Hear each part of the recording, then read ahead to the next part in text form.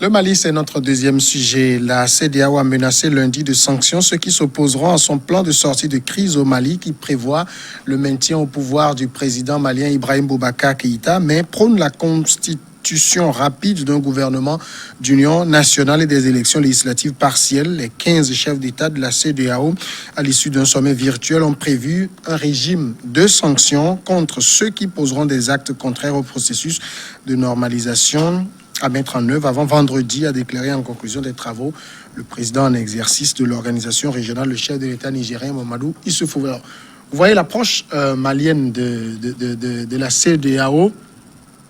Il y a un plan, la CEDEAO s'en tient à ça. Ceux qui ne vont pas aller dans ce sens sont menacés de sanctions. Est-ce que ça va finalement décider la contestation à revoir la copie?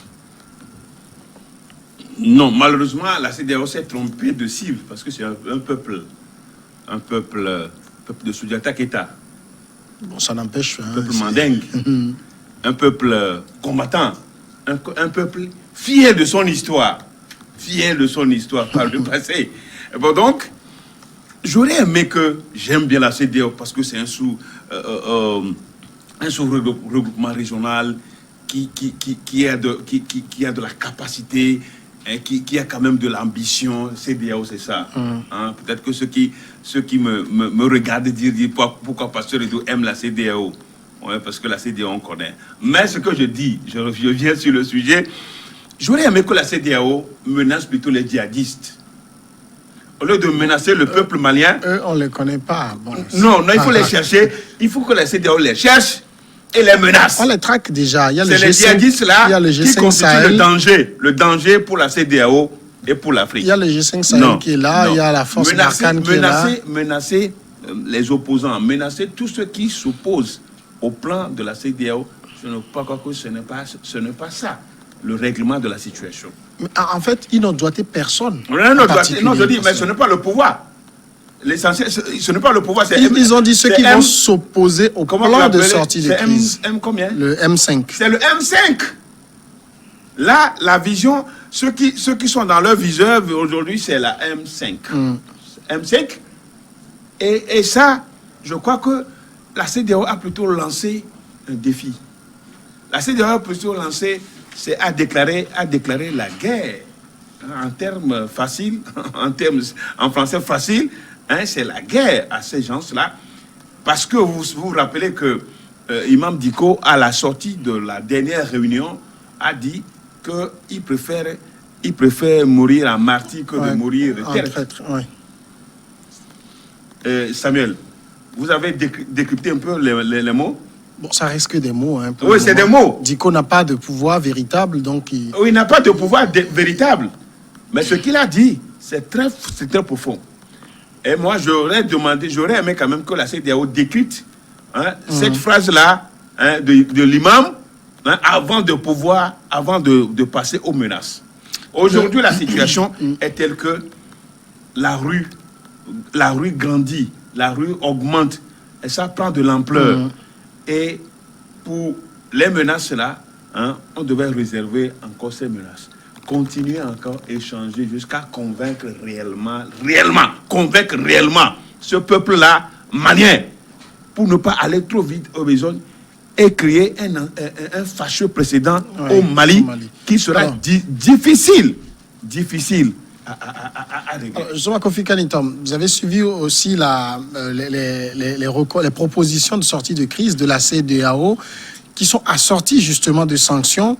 Et on a vu rapidement, les États-Unis ont appuyé cette proposition. Ça veut dire aujourd'hui, est-ce qu'on peut conclure que la contestation est un peu prise en étau?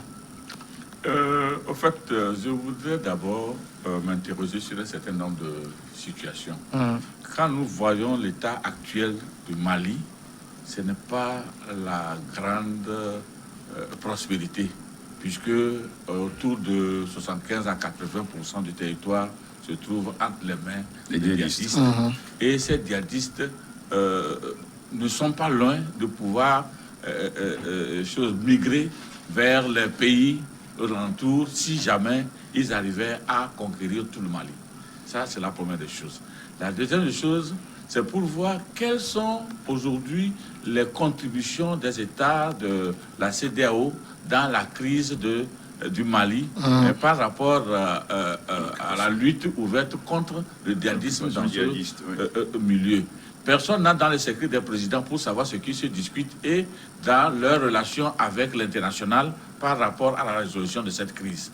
Aujourd'hui, demander à ce que, ou bien si la CEDEAO devrait appuyer ce que l'opposition était en train de faire, est-ce que ce serait le moindre danger pour le Mali?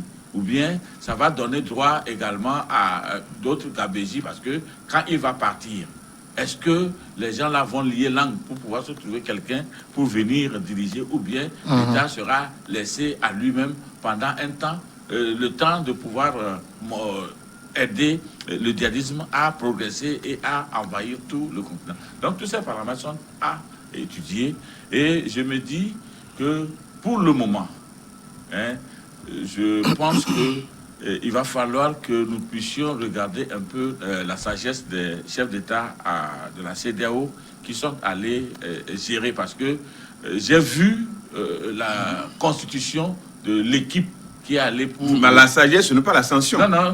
Je dis, j'ai vu la composition de l'équipe qui allait pour discuter. Vous n'allez pas me dire aujourd'hui que quand nous prenons le président ghanéen, il va vouloir que le Mali sombre surtout par rapport à cette attitude. Personne ne le souhaite. Et vous allez voir Boari qui est là-bas. Est-ce que il va vouloir que le Mali sombre? Il faut voir un peu les autres pays, le Niger. Même si aujourd'hui, sur certains principes, on peut parler un peu de Ado, qui est également un truc en potentiel, une contestation en gestation. Donc, il faut se dire qu'à un moment donné, la solution qu'ils ont apportée, pour moi, amenait plutôt à mettre des gens ensemble pour résorber ce problème de la façon la plus pacifique. Parce que aujourd'hui, demander à ce que Ibeka démissionne, est-ce que ça règle tout le problème?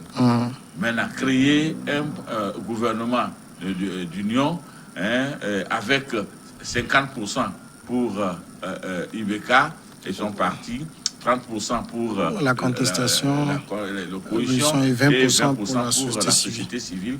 Je pense que... Bon, contestation, société civile, c'est presque... Dans l'opposition, c'est confondu. De toute façon, ça fait 50%, 50%. D'une manière ou d'une autre. Ça fait 50%, 50%. Une représentation assez solide pour pouvoir voir comment gérer et au mieux, puisque tout ce que l'opposition est en train de sortir aujourd'hui comme contestation, je l'ai tellement apprécié par rapport à certaines dispositions prises par des oppositions dans certains pays, comme le nôtre d'ailleurs, parce que ici, ils ne font que parler des problèmes qui minent le pays.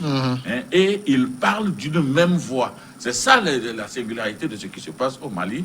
Et quand vous voyez ces gens-là, ils ne parlent pas en termes d'occupation de pouvoir, ils ne parlent pas en termes de... représentativité du parti, de leur parti. De leur parti, ils ne parlent pas en termes de choses, de contestation de personnes, mais du problème malien qui nécessite qu'on y trouve des solutions. Et même à un moment donné, ils ont laissé un peu l'histoire de choses, des contestations électorales, pour se dire le Mali est dans des problèmes. Il faudrait que nous puissions faire de sorte que dans 3 ans, le Mali là ne disparaisse pas. Est-ce que vous voyez? Donc, dans ce sens, maintenant, nous devons comprendre que pour que le Mali ne disparaisse pas, il ne faudrait pas aussi créer des atouts qui puissent permettre au Mali de disparaître. Nous avons vu au niveau du Burkina, quand on a dit que ça n'allait pas, et on a poussé Blaise Compaoré à la sortie, est-ce que le Burkina a pour autant sa sérénité? Non. C'est ça la grande question. Aujourd'hui, comme tu le dis, il va falloir que le M5 et les partis de la société civile puissent reviser un petit peu ce truc-là et peut-être faire encore une énième fois confiance à ces 5 chefs d'État de la CEDEAO qui sont venus et qui ont essayé de donner une feuille de route, étant donné que l'objet qui a amené la contestation, les députés à l'Assemblée, là, ont dit que ce corps-là sera dissous et il y aura même des élections partielles pour corriger là où il y avait des contestations. Alors, je pense que c'est déjà des dispositions. Justement, quand vous prenez ce qu'on peut appeler la feuille de route de la CEDEAO, il y a des propositions concrètes. Gouvernement d'union nationale, démission des 31 députés mal élus et reprise des élections, commission d'enquête sur la mort des manifestants et tout. Du côté de la contestation, on ne sent rien de concret. On ne demande que le départ d'Ibeka. Ce n'est pas une solution, ça. Alors, vous parlez comme si dans les pays africains, il n'y a pas eu des gens élus qui ont démissionné avant le terme. Non, ça, on n'en disconvient pas. Vous n'en disconvenez pas. Oui. Et pourquoi pas le Mali? Vous voulez que le Mali fasse non, en fait, est-ce que c'est ça la solution? Est-ce que c'est la solution? La question, c'est la solution idoine dans le contexte actuel. Et qu'on ne dirige pas bien. Mais c'est trop facile qu'il y ait des gens qui disent vous ne dirigez pas bien, qu'il y ait un imam qui mène une contestation pour dire vous ne dirigez pas bien. Le cas du Mali aujourd'hui, oui, c'est très Le facile. cas du Mali est réel parce demain, que celui qu'on va prendre, il est mieux. Du point de vue sécuritaire, le Mali est en dégringolade totale. Ça, tout le monde le sait. Tout le monde le sait sur le terrain. Tout le monde le sait sur le terrain. Et donc, ce qui a lieu aujourd'hui, de fait, je crois, il faut que les chefs d'État de la CEDEAO arrivent quand même. C'est vrai quand même qu'on ne peut pas. Mais vous ne voulez pas qu'ils demandent à leur père de démissionner? Mais si sa démission pouvait régler le problème, il faut le faire. Qu'il lui demande de partir? Mais si sa démission pouvait régler le problème. Régler le problème, parce que, au fait, c'est lui le président aujourd'hui, il a un problème pour les Maliens. Parce que. Pour une partie des Maliens. Avec une partie des Maliens. Avec son équipe, le Mali se gouverne très mal. Et les fonds attribués à la défense sont galvaudés par son fils. Même s'il a démissionné. C'est la rue. C'est sur la contestation qu'il a démissionné. Alors, comme mon frère le dit tout à l'heure, une partie, je suis d'accord avec lui. Mais je suis d'accord avec lui. Ce que je voudrais te dire. Je suis d'accord avec lui. Ce que je voudrais te dire. Oui. Il y a une grande école à laquelle nous devons accéder. Oui. C'est peut-être être redevable devant ce que nous faisons. Par exemple, si moi j'occupe un poste et je connais les cahiers de charges, à un moment donné, quand je sais que vraiment je ne peux pas continuer, c'est que je peux, comme ça se fait ailleurs, démissionner moi-même et puis dire que vraiment c'est que je n'en peux plus. Je me suis trouvé incapable. J'avais pensé que j'allais, parce que quand il venait vraiment en 2013, et cette culture-là, on l'a pas. Voilà, donc aujourd'hui nous sommes encore rivés à notre tradition qui ne veut pas qu'à un moment donné que le chef démissionne. C'est une culture qui est partagée sur toute l'Afrique. Dire que le chef a renoncé. Vous voyez, donc toute cette culture-là, c'est ce qui nous reste aujourd'hui en partage.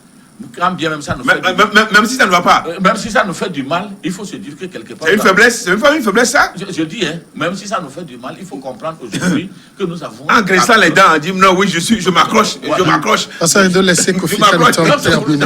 Quelque part, nous avons cette culture-là que nous avons entre les mains et que nous ne voulons pas lâcher. On peut s'en débarrasser. Pour aller à d'autres cultures. Il faut qu'on s'en débarrasse. Nous, Pasteur Edo, si là où nous sommes aujourd'hui, membres de la société civile, chez vous, ça commence à clignoter au vert. Vous voulez que quand vous m'appelez en rescousse, je vienne dire que vous partiez? Non.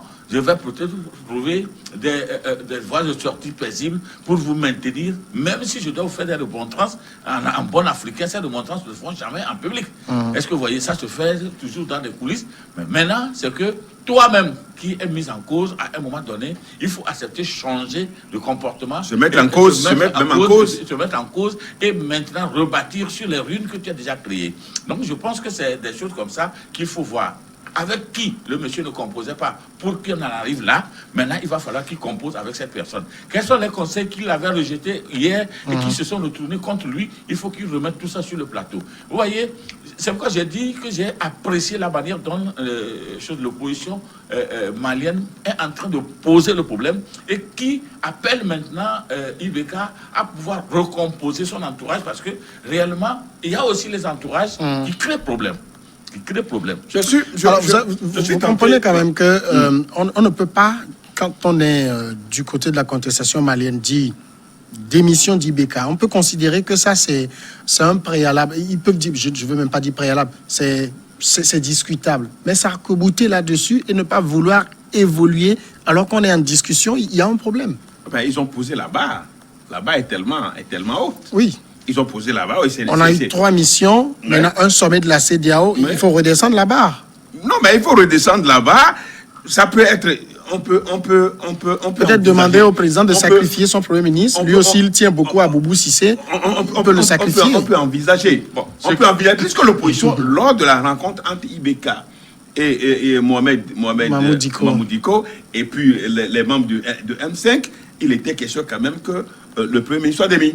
Il était question que IBK ne veut pas. Aucun Premier ministre, au moins la CEDEAO, si réellement la CEDEAO veut régler ce problème, la CEDEAO aurait pu aller quand même sur ce terrain pour dire, mon frère, vous nommez un Premier ministre de l'opposition. Au moins, ça allait quand même apaiser les contestataires. Que de dire un gouvernement d'union nationale, mais qui doit être le Premier ministre? Boubou Cissé reste Premier ministre.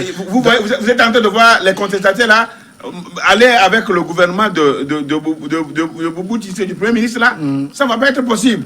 Ça ne va pas être possible, ce qui veut dire que la mission, les menaces, la mission de la CEDEAO, la dernière mission de la CEDEAO est aussi un échec. C'est un échec parce que pour n'avoir pas su réellement examiner les demandes des contestataires. Au moins, pourquoi pas ne pas dissoudre carrément l'Assemblée nationale? Dissoudre, organiser des élections anticipées de manière générale. Pas seulement les 31. Je crois que ça allait relancer les activités politiques dans le pays et qu'on va penser faire les choses autrement. Moi, je veux dire que nul d'entre nous n'a été président pour dire comment ça se passe là-bas et qu'est-ce qui consume la tête des gens quand ils sont là-bas. Ce qui est sûr, c'est que ce que nous pouvons dire de manière chose générale, c'est que les problèmes soulevés ici au Mali ne sont pas des problèmes typiquement maliens. Si nous prenons l'ensemble des pays africains, surtout francophones, ou bien francophones surtout, vous verrez que c'est les mêmes problèmes. Est-ce que vous voyez? Il n'y a pas tellement d'exception pour qu'on puisse dire que c'est le Mali qui est atypique dans cette histoire. Ça veut dire que si ce problème devient à tendre vers quelque chose de généralité, comme par exemple le Covid aujourd'hui est devenu une pandémie, nous n'allons pas nous dire que c'est chez nous que celui qui est là-bas est la cause. Donc la cause est à chercher très loin, qui est quelque part. Imaginez du but en blanc, on fait partir IBK. On amène un autre à la tête.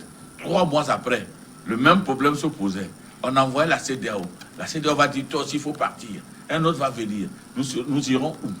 D'ailleurs, vous le faites bien. On se rappelle, c'est la même chose qu'on disait de ATT. Oui. On lui a fait un coup d'État, il est parti. Le problème malien n'a jamais été réglé. Voilà. Est-ce que vous voyez? Donc, au Burkina, les mêmes choses se sont passées et les problèmes sont toujours... Si le problème n'est pas toujours réglé, c'est que la CEDEAO ne s'y investit pas comme cela se doit. Qui est la CEDEAO? Est-ce que le problème qui ronge les pouvoirs là-bas ne ronge pas tous les présidents que vous appelez la CEDEAO? Et même la CEDEAO est financée en grande partie dans ses activités par qui? Non, mais il y a tout cela qui... Oui, mais c'est qu'il y a des pays de la CEDEAO dans lesquels ça fonctionne. On a quand même une gouvernance qui fonctionne bien. Ou par exemple, dans les pays de la CEDEAO, quand vous payez les pays anglophones, ça dit que c'est 2 régimes différents. Oui, quand vous payez c'est 2 régimes différents. Oui, ils sont de la CEDEAO. Mais regardez un peu. Ils sont de la CEDEAO. Regardez d'où viennent ces pays. On ne peut pas venir au pouvoir et que dans les pays francophones, c'est une minorité qui s'accapare des richesses et que c'est souvent les contestations sont aujourd'hui, viennent de là. Les droits contre les peuples viennent de là. Les droits contre les peuples. Je suis d'accord avec les peuples autochtones qui ont été colonisés par les les autres pays, outre que les colonies françaises, hein, ne sont pas les mêmes. Vous voyez, attendez. Je suis parfaitement d'accord que ce n'est pas le même. Attendez, je vais vous dire. Mais on ne va pas s'accamouter seulement la capacité de prendre des initiatives propres au principe français. Oui. De l'autre côté, on vous dit, vous n'êtes pas capable d'assurer quoi que ce soit, mettez-vous de côté, c'est nous qui allons vous dicter toutes les règles de conduite. Et si nous sommes dans une image pareille, qu'est-ce que vous pensez que votre initiative peut mettre? Vous pensez qu'il y a tellement de tarés dans tous les pays africains francophones pour ne pas pouvoir ce qui se passe au Mali, non. Je crois la CEDEAO, moi je l'avais déjà dit, il fallait mettre quand même il fallait mettre un peu de réserve. Continuer les menaces qu'on est en train de brandir, ça risque de ne pas régler le problème malien. Le problème de CFA. Est-ce que tu me dis qu'il n'y a pas eu des gens qui ont fait de bonnes propositions qui puissent nous orienter jusqu'à arriver au niveau de la frappe de cette monnaie qui soit typiquement africaine et qui nous a... tu ne vas pas me dire aussi qu'il n'y a pas les présidents de l'Afrique anglophone qui se sont investis. Mais quelque part, c'est qu'il y a un mur qu'on n'arrive pas à franchir. C'est ce mur-là qu'il faut chercher et pouvoir trouver si nous devons utiliser les mêmes principes que les gens avaient utilisés avec les propositions, les propositions de la CEDEAO, est-ce que on est prêt, on va sortir de cette crise? C'est la question qu'il faut se poser. Déjà, il faut peut-être... Avant même de faire cette proposition, est-ce que des gens se sont levés, ils ont dit, voilà la proposition que nous devons faire. Nous sommes dans un monde planétaire. Certainement que la crise là n'intéresse pas seulement l'Afrique. La crise là intéresse plus de pays, choses qui ne se dévoilent pas à la lumière que ce que vous voyez. Il faut voir. Donc, il faut voir le peuple. Est-ce que tu as eu les différentes consultations qui se sont faites et qui ont été faites et qui ont amené à la prise de cette résolution? Juste après cette proposition, on a écouté la France, on a écouté peut-être les États-Unis, on a écouté le truc. Mais il y a un peuple malien qui est là. Il y a un peuple malien qui est là. C'est ce qu'il faut comprendre. Il y a un peuple malien qui est là. Si les Africains ont encore ce qui se passe, ce que le peuple malien induit, ce n'est pas ce que le peuple français induit. Ce n'est pas ce que le peuple américain induit. En même temps, Pasteur Edo, vous comprenez que c'est parce que les Maliens eux-mêmes se sont montrés incapables de régler la situation que d'autres sont obligés d'intervenir. Oui, mais bien sûr. Si aujourd'hui, Imam Dicko, qui devait être à équidistance entre toutes les parties, est l'acteur principal de la contestation, il va de soi qu'on cherche un autre médiateur. Qui va essayer de... Ce qui se trame aujourd'hui, c'est des rapports de force. Autant de choses, jusqu'à ce que l'opposition malienne va toujours contester la feuille de route de la CEDEAO, c'est qu'ils sont en train de donner une certaine force à IBK parce que IBK seul a la capacité aujourd'hui de pouvoir appeler l'international à venir l'appuyer pour pouvoir enrayer ce qu'il va appeler danger. Non, ça je te le dis. Aujourd'hui, il doit avoir une force pour pouvoir appuyer quelqu'un. La force va appuyer. Ce sera du côté de IBK. Ce n'est même pas question de guerre. C'est une affaire interne. Même si les forces là, il faut plutôt faire intervenir les forces là pour aller combattre les djihadistes. Ce n'est pas le peuple malien. C'est une lecture qui est très simple. Aujourd'hui, les pères de IBK ont décidé et ont donné une feuille de route. Est-ce que vous voyez? Il faudrait quand même que la force du dissuasif aussi soit mesurée. Maintenant, est-ce que l'opposition... Ils sont allés soutenir... Ils sont allés soutenir, c'est vrai, ils sont allés soutenir un collègue en difficulté, c'est normal. C'est comme ça qu'ils ont toujours fait leur feuille de route. Est-ce que la force, l'opposition, le M5... Leur feuille de route ne vise que... Leur feuille de route n'est de nature. Leur feuille de route n'est de nature qu'à favoriser leur collègue. C'est tout, ce n'est pas le peuple malien. Qu'est-ce que vous auriez voulu qu'ils demandent? Ce qu'ils demandent, là, moi, j'ai vu quand même qu'ils ont laissé de côté les revendications de l'opposition. La principale ici, ils n'y auraient pas touché. C'est la démission d'IBK. Ça, ils ont déjà dit, c'est une ligne rouge. Et pas défaut, au moins, la démission du Premier ministre. Samuel. Et non même Premier ministre de l'opposition. Tant que nous allons juste au moins ça. À ce qui nous divise, visiblement, à ce qui nous divise. Et que toute l'Assemblée nationale organise de nouvelles élections. Nous ne saurons jamais régler les problèmes qui sont très profonds et qui démangent l'Afrique. Est-ce que vous voyez?